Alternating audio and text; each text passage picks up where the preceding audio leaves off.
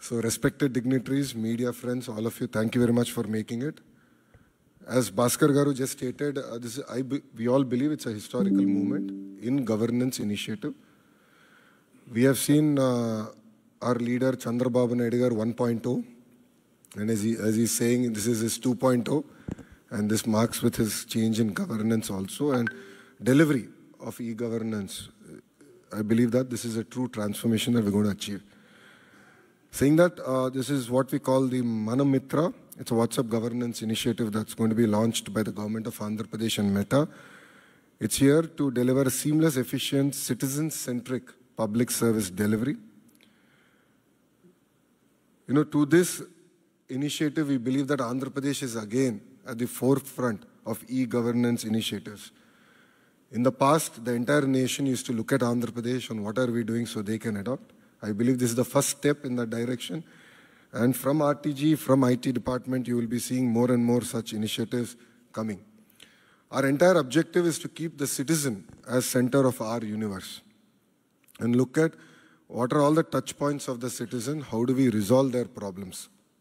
How do we ensure that on a day-to-day issues, both the government and the political system is not relevant? So to get basic documents, why should they come to a government office or why should they meet an MLA is a question, is a challenge that I have taken up. మీ అందరూ తెలిసిందే యువగలం పాదయాత్ర చేశాను, 3132 కిలోమీటర్లు నేను నడిచాను. ఈ ఆలోచన నాకు యువగలం పాదయాత్ర నుంచి మొదలైంది. మీరు ఒక్కసారి కానీ మా స్పీచ్లు కూడా మీరు చూస్తుంటే, నా స్పీచ్ చూస్తుంటే నేను పదే పదే చెప్పేవాడిని, ఒక బటన్ నొక్కితే భోజనం వస్తుంది, ఒక బటన్ నొక్కితే సినిమా చూస్తున్నాం, ఒక బటన్ నొక్కితే ట్యాక్సీ వస్తుంది, కానీ ఒక బటన్ నొక్కితే ఎందుకు ప్రభుత్వం మీ దగ్గరికి రావట్లేదు, ఆ ఛాలెంజ్ నేను స్వీకరిస్తున్నానని ఆనాడు చెప్పాను. అందుకే ఈరోజు మన మిత్ర, ప్రజల చేతిలోనే ప్రభుత్వం, ప్రజల చేతిలో పాలన, మాది ప్రజాప్రభుత్వం, ఈ నినాదంతో ఈరోజు ఇది మేము ప్రారంభించడం జరుగుతుంది. యువగలం పాదయాత్రలో అడుగడుగున ప్రజలు ఎదుర్కొంటున్న సమస్యలు నేరుగా తెలుసుకునే నాకు అవకాశం కలిగింది.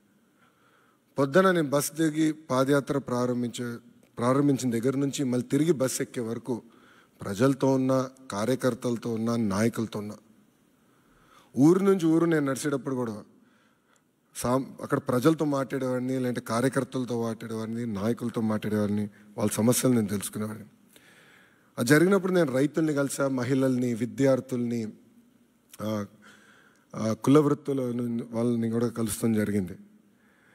వాళ్ళందరినీ కలిసినప్పుడు వాళ్ళు ఒకటే అడిగారు, పద్దాక మమ్మల్ని మా కాస్ట్ సర్టిఫికేట్ ఉందంటే ప్రతి ఇన్ని నెలలకు ఒకసారి మిమ్మల్ని ఎందుకు తీసుకోవాలి, ఇన్కమ్ సర్టిఫికేట్ ఉంది మళ్ళీ మేము అధికారుల దగ్గరికి ఎందుకు వెళ్ళాలి, పవర్ బిల్ చెల్లించాలంటే ఎందుకు సీమ్లెస్గా మేము చెల్లించలేకపోతున్నాం, లేదంటే ఆర్టీసీ టికెట్ తీసుకోవాలన్నా మేము బస్ ఎక్కిన తర్వాత ఎందుకు తీసుకోవాలి, ముందర మేము ప్లాన్ చేసి ఎందుకు తీసుకోకూడదని పదే పదే నన్ను అడగటం జరిగింది.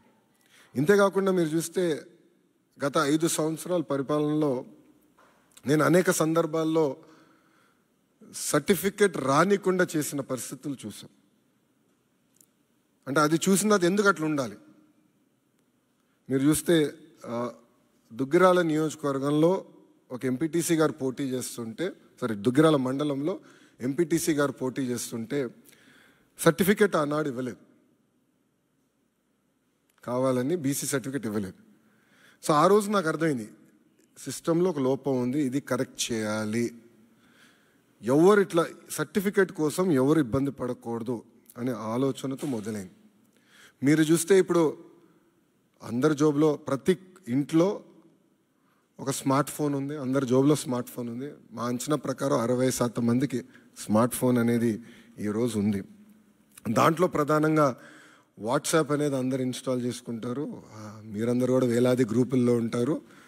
నాకు కూడా ప్రభుత్వం పొరపాట్లు చేస్తే నాకు కూడా ఇక్కడున్న మీడియా మిత్రులతో సహా ప్రజలు కూడా మెసేజ్లు చేస్తాం జరిగింది. సో అప్పుడు నాకు వచ్చిన ఆలోచన, అంటే యువగలం పాదయాత్రలోనే లేదు, వాట్సాప్తో వర్క్ చేయాలి, అదొక ప్లాట్ఫామ్, అందరూ వాడే ప్లాట్ఫామ్ అని ఆలోచించి నేను సంధ్య గారికి మేము అవుట్రీచ్ చేసి కలిసిన తర్వాత ఒక ఇనిషియల్ డిస్కషన్ అయిన తర్వాత వాళ్ళు ఏమన్నారంటే, ప్రపంచంలోనే ఎక్కడ ఇన్ని సర్వీసెస్ ఒకేసారి ఒకే ప్లాట్ఫామ్ అయినా తీసుకురాలేదు, బిట్స్ అండ్ పీసెస్ వచ్చినాయి.